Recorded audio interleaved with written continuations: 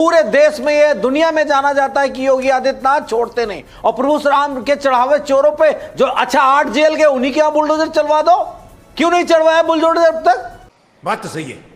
ठीक है, आप बुलडोजर भी नहीं चलाओगे, आप उनको सजा भी नहीं दोगे, झुट्टा FIR खेल खेड़ा जी और उनको जेल दोगे, कल बेल हो जाएगी, बाहर आ जाएंगे। राधिका खेड़ा वो ये कह रहे हैं कि साधु संत के वेश में मुख्यमंत्री हैं, हम तो उन पर निशाना साध रहे हैं, हम तो उनसे जवाब मांग रहे हैं। इस पर तो बुरा नहीं लगना चाहिए।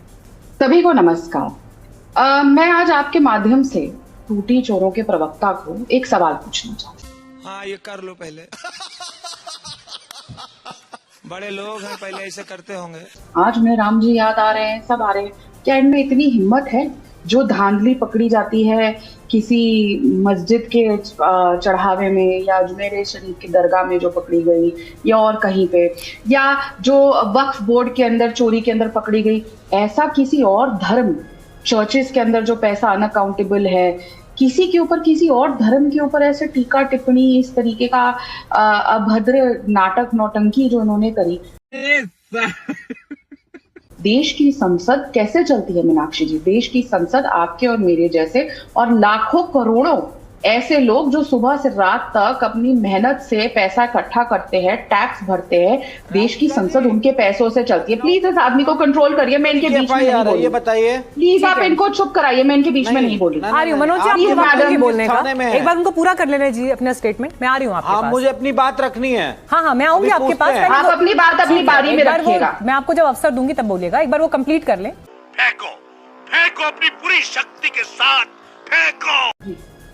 जी तो आज तक क्या कभी एक शब्द तो जी, ये वो लोग हैं जो उस बात पर भी विरोध नहीं कर पाए जब मौलाना रशीदी ने इनकी नेता डिंपल यादव जी, जो आज चढ़ावा देने का ड्रामा कर रही थी, उनकी जब बेइज्जती करी, जब ये लोग मस्जिद में गए थे, तब तो ये लोगों को कुछ शब्द नहीं आया।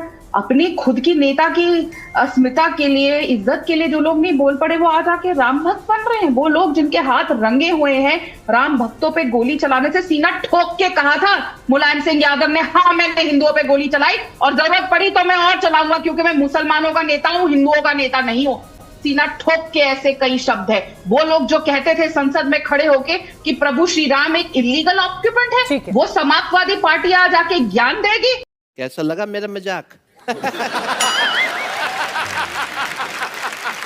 लेकिन एक सेकंड, अरे अपने अंदर झांक के देखिए, कैसे अपने आप को शीशे में देखते हैं। काल नीवी से लेकर अजगर की बात कर रहे हैं। अरे आप तो वो लोग हैं जो अपने ही खुद सहूलियत के हिसाब से राजनीति बदल रही है। मनोज यादव जी, आपको उनका वोट बैंक चाहिए था।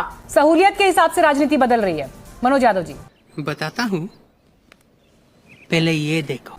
देखिए मीनाक्षी जी, न कोई सहूलियत के हिसाब से समाजवादी पार्टी कभी बदलाव की राजनीति नहीं करती, और ऐसा बदलाव तो बिल्कुल नहीं कि आरोप लगे तो फिर चुप हो जाएं और बात को आके सामने खड़े हो जाएं। मेरे सवाल कुछ हैं और जायज है। टोटी चोरी की बात करी है इन्होंने, भाई योगी आदित्यनाथ की कार्य क्षमता पे मेरे ख्याल से सवाल उठा रही है राधिका खेड़ा। किस थाने में FIR दर्ज है? हम तो चढ़ावा चोरों की बात बता रहे हैं, 8 जेल जा चुके हैं और कुछ को भाजपा बचा रही है। अगर आप अनावश्यक बात करेंगे तो FIR हो जाएगी आपके खिलाफ भी, एक बात याद रखिए। और आप अगर